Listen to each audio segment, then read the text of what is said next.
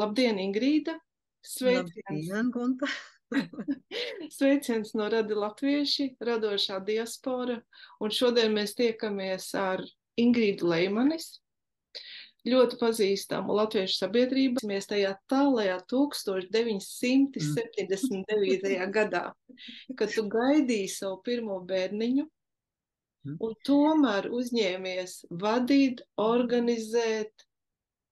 Pastāsti par to. Es pārvācos no Anglijas uz Zviedrijas 1972.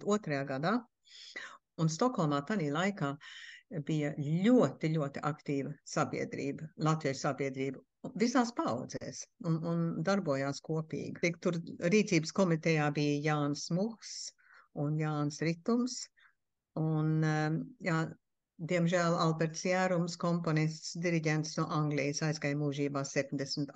gadā, bet viņš bija mūzikas daļas vadītājs. Mans Andrejs bija administratīvās daļas vadītājs.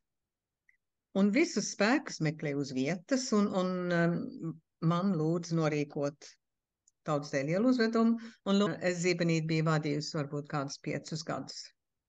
Un bija atbildības sajūta. Es biju piedalījusies 1968. gadā dziesmu svētkos Hanoverā kā dejotāja ar Anglijas kopu sakta. Un arī otra pieredze man bija 73. gadā kā vadītāja Zibenītim, kad Zibenīts uzstājās. Tas bija Ķelnē. Kad mēs tikāmies klātienē ar tevi, tu rādīji man, kā to ar roku zīmēji, ierakstīji vārdu. Pastāsti par to. Jā, tas man paredzēts bija futbola laukums, tā kā es uzzīmēju futbola laukumu uz rūtiņu papīra, un tāpēc, ka tas tik liels, tad vidū es liku uzbūvēt sētu ar mējām, un tad vienā pusē ansambls stāvēja, un aiz tā tad dejotāji pulcējās, un skatītāji bija no šeit, priekšā, visi gar vienu garo malu. Un tad te nu ir visas tās dejas, vieļu deja, kuras kopas dejo, un kā viņas uziet, noiet, un cik taktīm, un tas viss tā. Un kopēšana arī bija dīvaina toreiz, nebija tāda kopēšanas aparāta. Es nezinu, kaut kāds Xerox, ja es nezinu, kas bija. Jā, telefona arī visiem nebija. Tā kā rakstīja vēstules, katram individuāli uz 3 kontinentiem - Amerika, Kanāda, Austrālija, Anglija, Vācija. Bija savā burbulī, un man bija jādomā par manu futbola laukumu un kā tur izskatīsies. Te ir tāds no avīzes, var redzēt, avīzes ļoti daudz rakstīja, un šeit ir tie 3 cilvēki, kas braukājas priekš un atpakaļ. Te ir Ritums, Muks un Andrejs. Zināja Visbijas pilsētas iedzīvotājiem braukt uz lauku mājām vai kaut kur citur un atbrīvot dzīvokļus, lai mums būtu kur dzīvot. Manī nedēļā staigāt pa mazām ieliņām Visbijā bija tā kā, gandrīz tā kā Latvijā mazā pilsētiņā, kad latviešu valodu dzirdēja visās malās un skatlogos, karodziņu un tautiskās lēlītes blakus siera gabalām, jau kas tur bija. Vispirms te zviedru valodā viņa katru dienu kaut ko ielikt. Te pirmā dienā bija kaut kāds kors no Amerikas, un šeit viņi arī vēsturisku atskatu, kā pirmie bēgļi bija sagaidīti. Un šeit ir rakstīts, ka mēs dziedam aizliegto himnu atklāšanā, un te ir gājiens, un viss tiek aprakstīts zviedru valodā, un te ir kors. Liekas, tā ir ļoti laba dokumentācija tagad ar lielām bildēm. Latviju slēja. Reku, te latvieši tiek sagaidīti. Jā, te ir tā vadonis, dziesmu dienas, tā viņa nosauca, bet te bija, kā tu saki, viss kaut kas cits. Un bija dievkalpojumi, protams, no paša sākuma. Un dzējas brīdis bija Austrālijas latviešu teātra izrāde, Ņujorkas latviešu teātrs, Zviedrijas, un tad bija latviešu kurs no Ņujorkas. Viņiem bija koncerts. Mūsu operas dziedātai Iljānai Petersonai bija savs koncerts.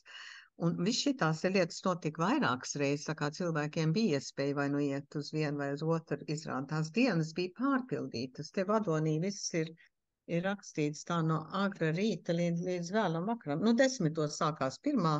Līdz 10. vakarā pēdējais sarīkojums. Viens no populārākajiem sarīkojumiem bija Austrālijas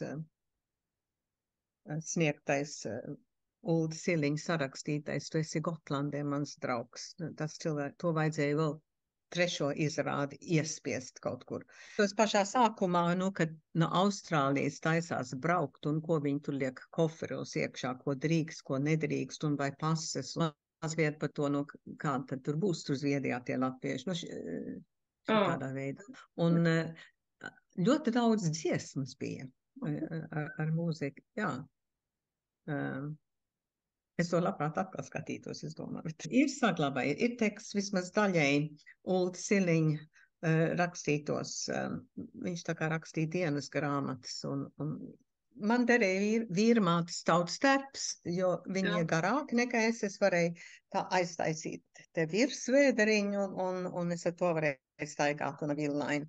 Tā kā es aizņēmos to. Bet citādi, ja runā par Liliju Zobeni, tad bez šaubām tas man bija viens no skaistākiem brīžiem, kad Lilija uzstājās atklāšanā un bez pavadīja un nodziedāja Dzegūs kūko. Tas visiem. Kad Dzegūze kūko, dzied Laksīgala, raud mūsu māsiņa svešajā zemē. Taisīšu tiltu, pārplašo jūru, braukšu ik vakaru, lai pie māsas kļūtu, ja kaut kas tā bija. Bet, jo tas ar to laiviņu latviešu karogu, tas ir ļoti atkārtot dzirdēts un stāstīts. Un tas cilvēkiem ir palicis atmiņā.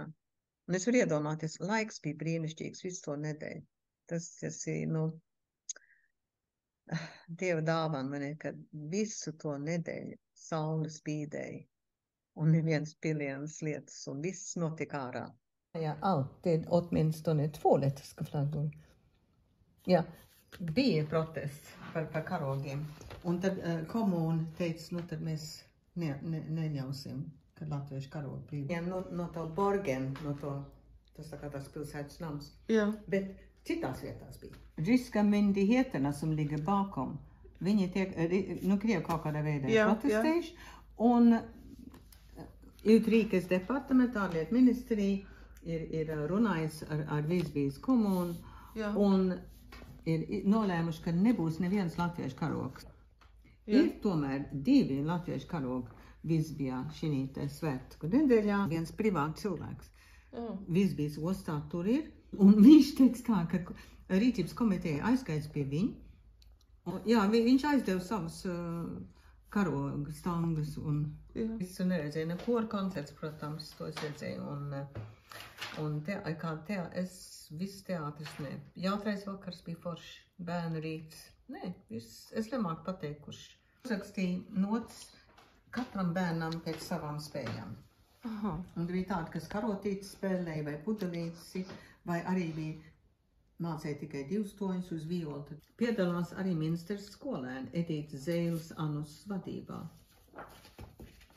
Jo mums pēc iepriekšējos dziesmu svētkos, kur bija Hanover, Hamburga, Ķelne un kas tur vēl bija, vienmēr bijis tāds bērnu rīts. Pazīstams tautas dziesmas un latviešu, ļoti tā latviski koncerts. Bet tad katrs bērns varēja parādīt savas spējas, tā kā bija izolisti, bija tā, kas mācīja ļoti labi flautu vai trompeti vai klavierus vai ko. Un pārējie tur sēdēja un darīja to, ko viņi varēja. Atceros Annelī, 5 gadi. Viņa dziedāja, tas bija Hanoverā. Es biju māmiņai viena pati meitiņa, nezinu kādu vīru ņemt. Šitā maziņa. Un viņa kā lellīte. Vairāk par tautas to uzvedumu.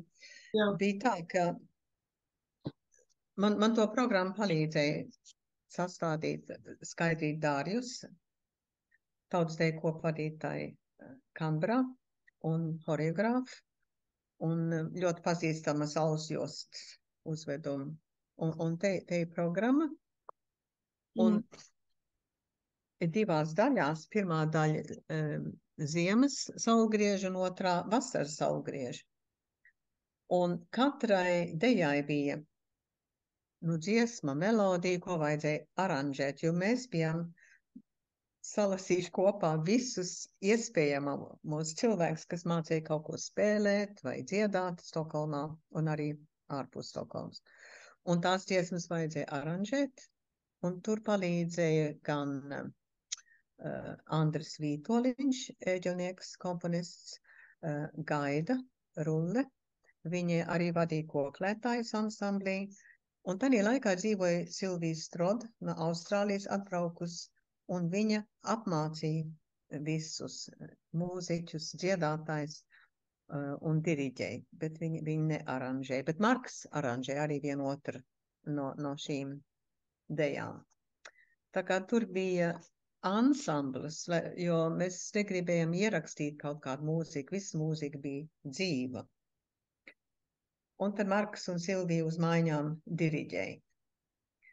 Un tur bija arī tā, ka saliek dejas secība, tad bija jādomā, lai ir dažādība, variācija, gan mūzikā, gan arī kā izskatās uz tā laukuma tie raksti. Un tur bija jāpiedomā. Un tad arī jāzina, kura kopa var izdejot šo deju un kura nevar. Tā kā bija jādabūna atbildes no vadītājiem. Jā, mēs piedalīsimies šinī dejā, bet mēs ne šinī. Tā kā tur arī pēc tā bija jāvadās. Tā kā tur bija liela rakstīšana šurp un, jā, tur ir milzīgs darbs ar mūziku vien. Un tad uz vietas mums bija mēģinājumi, gan ar mūziķiem un gan arī bez. Un tad es spēlēju akordeonu Lielo vēderu, un tas varbūt izskaidro, kā vienītei ir laba rītuma izjūta. Līdz pēdējiem brīdim mūzikā un dejā. Paldies tev par sarunu. Mana saruna bija ar Ingrīdu Leimanis. Toreiz tālajā 1979. gadā Tautas deju kopas Zibenītes vadītāja un deju virsvadītāju. Dziesmu dienās, jā. Dziesmu dienās. Un es esmu Gunta Enerūt no Radi Latvieši.